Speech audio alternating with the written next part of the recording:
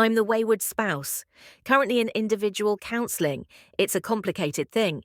Because English is not my native language, I'm European. My husband and I have been married for 17 years. I had a 6 years long affair with my ex. It isn't pretty how my husband found out his phone was with our kids and he needed to call my dad. EX replied, "I love you too, sweetie." He saw it. I was the one to say I love you, so it was that I confessed everything. He was quiet. He knows everything, has access to everything. My husband does not want us to work, but he is only there for our kids. Once they leave the nest, he will file separation. I want to show my husband that I've changed. I want us to work. If anything helpful my affair taught me is this, that I have one gem of a husband, and I was a fool to have an affair, and every single problem was mine. But I blamed it on my husband. During my affair, he works long hours stressed out and has a lower libido than me. My affair crippled his confidence, so I plan to bring it back. We are almost 2 months past the day. He found out my therapist says it's still fresh. He refuses marriage counselling, individual counselling, or even spend time with me.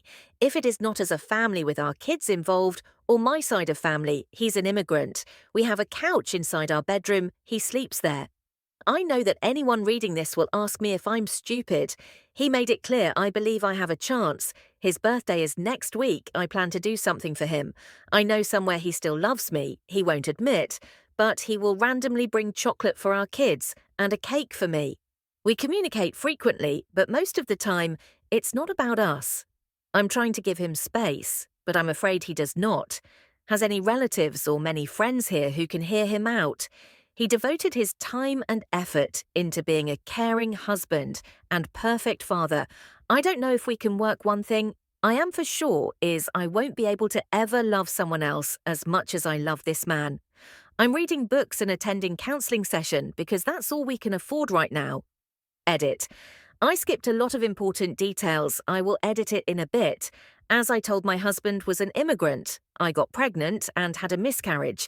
It was what really sucked me up. My family never liked my husband. We were in a rocky place. When I say I love my husband, I don't know what it means. I truly don't. I've been reading books. Truth to be told, I can't see any reason of him wanting to stay with me. Still, I want to fight Edit too. I am at the point I'm questioning myself and my sanity, let alone the love for him. Nothing can be changed. If I could, I would in a heartbeat. Feelings for my AP are fading. I am realizing more and more about the damage I've caused. Husband says that once the kids grow up, he will file for divorce. I don't see any reason of him not doing so. I ruined him. I think problem, as someone mentioned, that he is an immigrant, which is true because he had a hard time adjusting here. He still does, even now. He does not have any family here. I want to fight for us now and give it my all. I doubt there's coming back from this. A 6-year-long affair is simply inexcusable. It was a whole other relationship that you were having alongside your marriage. You were leading a double life for 1/3 of your marriage. How would you feel like if the roles were reversed? No, you do not have a chance at fixing this. There's no fixing this. Just let him go, accept that this marriage is over and move forward. Work with your counselor to figure out your inner demons. The only kindness you can show him is not fighting to restrict his access to his kids and not exploit him financially when he files for divorce comments. What makes me think about your story is the fact that it's been 6 years of affair, and in just 2 months of ending, you say you'll never love anyone like your husband. It's too little time for you to state that way. You probably still have strong feelings for your AP, including you were caught in the middle of a declaration of love, more than proving to him that you love him. You need to ask yourself if you really love him. Please don't trap this man into your life if you're not sure you love him enough to never hurt him again. If you're not sure if you still have feelings for AP, please let him get on with his life and find someone who loves him and doesn't make him suffer. It's only been 2 months since this has come out, and to be honest, your affair was a full-blown relationship. Hell, I've seen marriages come and go in that amount of time. I'm not trying to discredit your intentions, but just try to be realistic with what you're trying to do here. Giving him an amazing birthday gift or just giving him a fun day to himself won't really amount to much when you look at the bigger picture. He's still hurt, and in the motions 2 months isn't that big of a time period, especially if he's been under the assumption that you've had a relatively happy 17 years together. A 6-year affair is nothing to scoff at. It was nearly a third of your marriage. I'd reset your expectations. Because amazing birthday or not, I doubt it'll get him to reconsider if nothing else. It'll probably just get him angry story too. This morning I went to the gym, and when I got home my husband came to me and said he wanted me to quit the gym and stop working out alto. He said he thinks one of the reasons why he gets triggered so often is that he has to look at my in-shape body, and it will forever in his mind be associated with my affair. I understand where he has coming from, since my affair started with my PT at the gym. But I quit that gym immediately after I ended the affair and have been solid in having no contact with the AP, and at my new gym I do not have a personal trainer. I don't want to upset him, but I also wonder it is unfair of him to ask me to quit the gym. Given being physically fit has had a lot of benefits for my mental health, I realise that it is somewhat unfair of me to say that because I know what my affair did to his mental health. But I would like to think there is a future where I can still work out without compromising our reconciliation. When I tried to have a discussion with him about maybe toning back the gym to a couple of times per week and supplementing with at-home workouts, he said he made it clear that he wants me to quit working out altogether and actually try and put on weight. Actually, above where I was before I started working out, he said the gym is triggering for him, even if it is a different gym, but also my in-shaped body is triggering for him. And he wants me not only back to the way I was before they gym, which was 160 pounds at 5 each 7 Inez tall, but actually to put on another 10 pounds from this. I'm currently 44 pounds. I really don't want to do this. And I mean no judgment to ladies of my height that are 170 pounds. I just don't want this for me and fear that it would make me miserable to do this.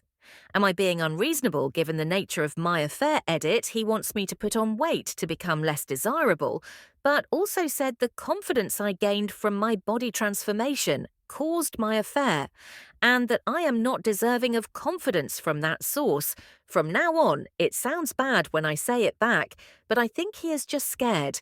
I will cheat again, which I fully understand. I brought up the healthy aspect in his response was that he is only asking me to go back to what I was before, and then an additional 10 pounds in that 170 pounds at 57 in is by no means overweight. The trigger aspect is the hardest part. I know triggers are common and can be anything from locations to sounds to music, but these are easier to avoid. And control my own body is something I really have no control over, beyond completely transforming it to a level that I fear would cause me to be depressed. Yes, it's a reasonable request. Guess what? Your affair and your physique and level of fitness are directly related. Your affair has deeply affected him, so any gym environment will likely trigger him. The physical transformation you achieve through gym workouts may also serve as a reminder of the betrayal. Be grateful that he is willing to reconcile meeting his needs to be the priority on your part.